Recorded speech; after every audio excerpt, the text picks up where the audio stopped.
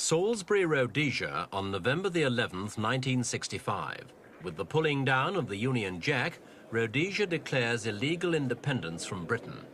Premier Ian Smith took the decision after Britain refused independence to his white minority regime, though he promised he would rule in the interests of all.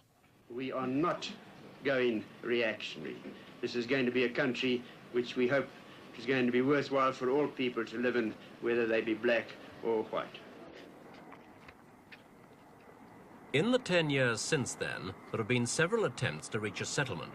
British Prime Minister Harold Wilson met with Smith in 1966 and again in 1968, here on the British warship Fearless. But these talks only showed that the two sides were far apart, and the economic sanctions proposed by Britain and backed by the United Nations against the rebel regime continued. In 1972, a British Commission of Investigation in Rhodesia found the white and black communities in the territory still opposed to each other, and the situation appeared to be a deadlock.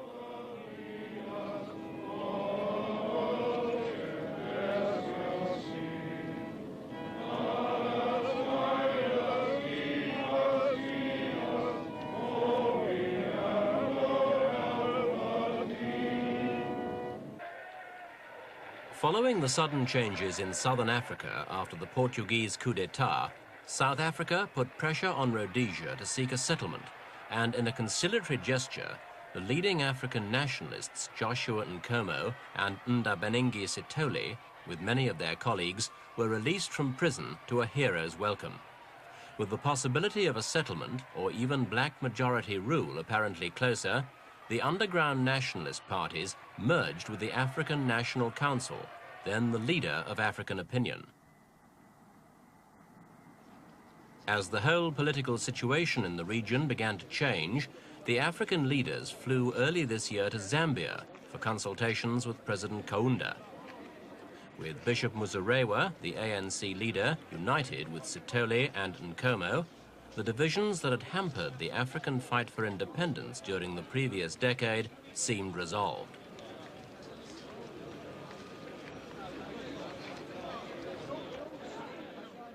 Despite the decision to release Nkomo and Sithole, there was little sign that the government of Mr. Smith was prepared to make any more major concessions.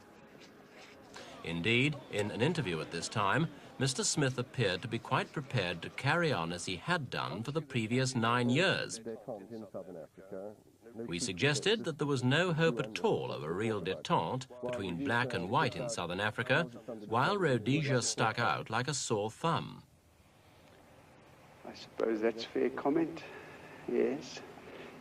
If we go on like this, then we will have to go on living as we have for about the last 10 years. And if we have to, it doesn't worry us all that much.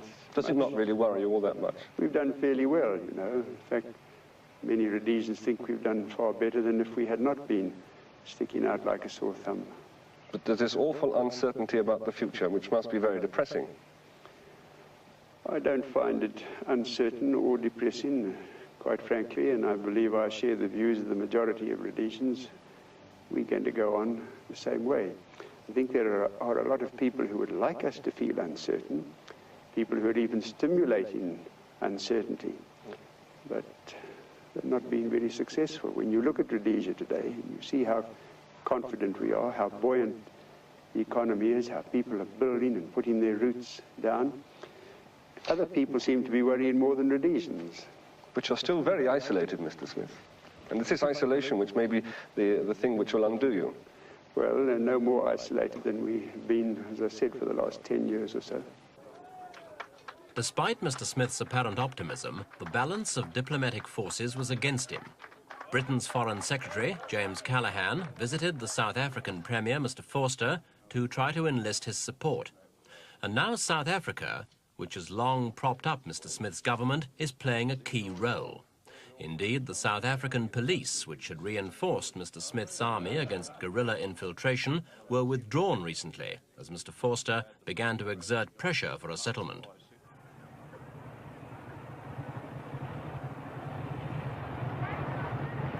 A further ominous step for Mr. Smith was the growth of unity between his African neighbours.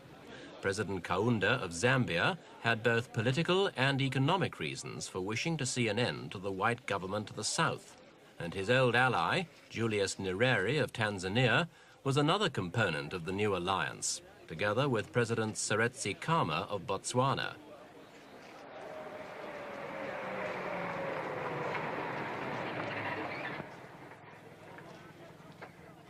The most crucial addition was this man, President Samora Machel of Mozambique. Mozambique became independent from Portugal in June, cutting off Rhodesia's vital supply line to the coast and making her virtually dependent on what could be brought in by land and by rail from South Africa. Machel, whose guerrilla group Frelimo had fought a 10-year independence struggle against Portugal, went on to promise full support to the Rhodesian nationalists in their campaign for majority rule.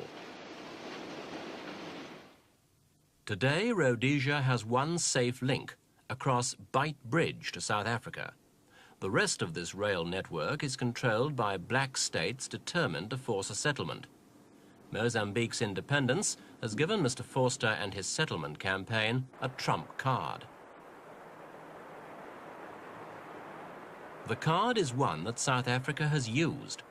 The Rhodesian economy, already hard hit by international sanctions, could not survive unless South Africa permitted the Bight Bridge route to be used for imports and exports.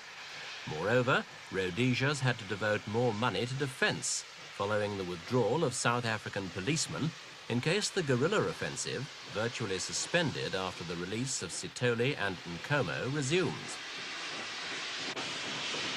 In August, Mr. Forster, with the 4 African presidents, pressed for talks between the African National Council and Mr. Smith, which were held at the Victoria Falls on the Zambian-Rhodesian border.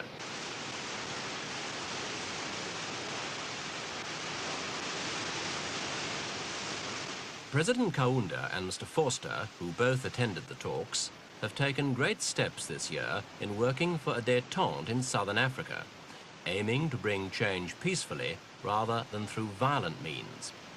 But while the Rhodesia problem remains unsolved, there's little chance that their détente can bring about those changes. To prevent potential embarrassment to either of them, since they still have no formal diplomatic relations, and also to safeguard the position of Rhodesian ANC leaders who feared arrest, the talks were held in a railway carriage on a bridge spanning the Zambezi between Rhodesia and Zambia, between white and black-ruled Africa.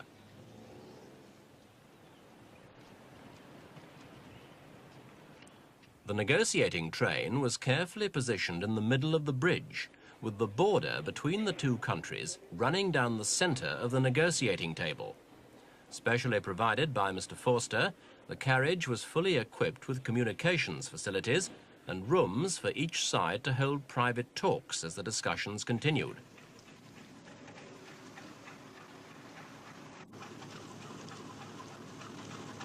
Hopes for the outcome of the talks were high at first, and for a short time it appeared as though the pressure that Mr. Forster was placing on the African nationalist side was having the desired effect of persuading them to reach an agreement.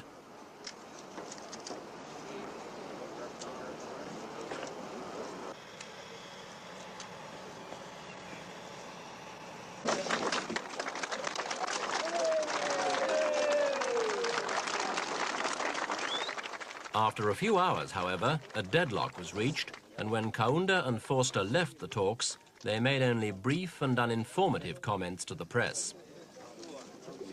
How did it go, Mr. President? All right, have enough. Go on. Ask my host. Can I ask you, Mr. Prime Minister, how things have gone this morning? We have had a very pleasant and very interesting talk. Are you going to meet again?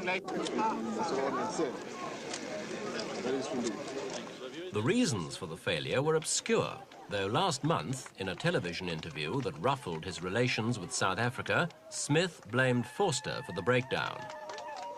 I'd go so far as to say that I believe that if this new initiative had not been taken by Mr. Forster and the 4 Northern Presidents, I believe we would have had a settlement by now. Ironical though it may seem, that is my honest opinion.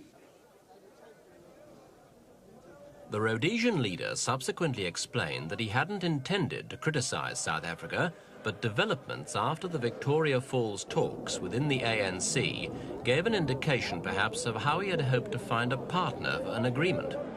The ANC has split in two following a congress denounced by its old leader Bishop Musarewa, which elected Joshua Nkomo as its new president. Both ANC factions have now accused the other of being prepared to make a separate deal with Mr. Smith. And it's clear the Rhodesian leader hopes that with his opponents once again at loggerheads, he can make some kind of deal that will keep him in power. Both ANC factions, meanwhile, still adhere publicly to a demand for majority rule, spelt out here by Nkomo after his election as president by the controversial Congress. Sons and daughters of Zimbabwe, you have today thrust upon me the honorable and stupendous task of leading the people of Zimbabwe as the president of the African National Council. This task is a great challenge to me, and I hereby assure all of you and all the people of Zimbabwe that I dedicate my life now,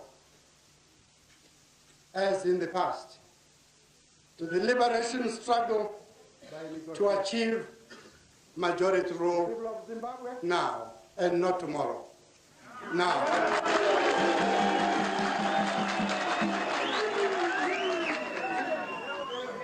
I call upon the people of Zimbabwe, wherever they may be, to come forward should negotiations fail and make their contribution towards the creation of an independent and free Zimbabwe.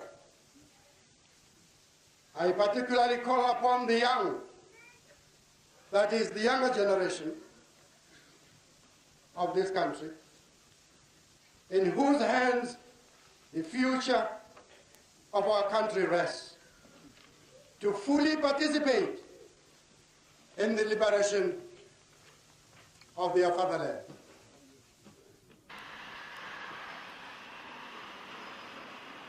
Though Mr. Smith may be able to gain a breathing space from the divisions amongst his opponents, his basic problems remain. Thousands of white Rhodesians are leaving the country, and the economy, with the Mozambique link cut, is under growing strain. The government may feel strong enough to resist South African pressures to make a settlement, but if it continues to do so, then the Africans are likely to launch a major new guerrilla offensive.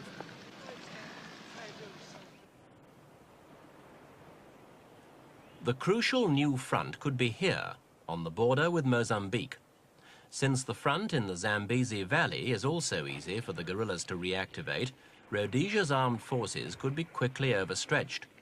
Already, there have been reports of hundreds of Africans slipping out of the country for military training, and also of Rhodesian casualties, officially through accidents, in the frontier zones. In the long run, outsiders feel, Mr. Smith has little hope of winning a protracted guerrilla war. Indeed, leaders of his armed forces have already warned him of the dangers of such a struggle. But unless a settlement is reached soon, it could be precisely that kind of war Rhodesia has to face.